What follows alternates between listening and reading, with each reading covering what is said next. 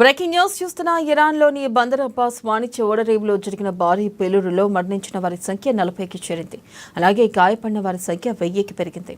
ఘటన జరిగిన ప్రదేశంలో రవాణా కంటైనర్లు, చమురు, ఇతర పెట్రోకెమికల్ పదార్థాలు నిల్వ చేస్తారని, ఈ ప్రక్రియలో నిర్లక్ష్యం కారణంగానే ప్రమాదం జరిగిందని ప్రాథమిక దర్యాప్తులో తేలింది.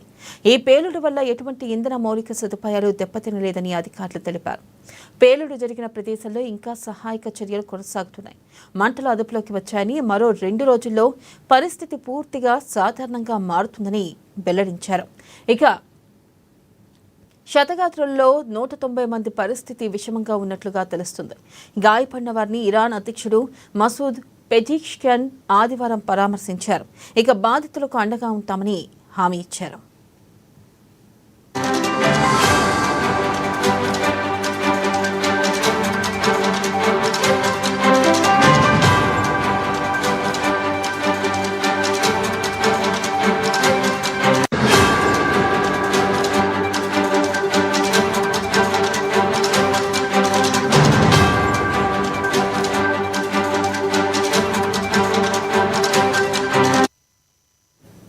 బ్రేకింగ్ న్యూస్ చూస్తున్నాం. ఇరాన్లోని బందర్ అబ్బాస్ వాణిజ్య ఓడరేవులో జరిగిన భారీ పేలుడులో మరణించిన వారి సంఖ్య 40కి చేరింది.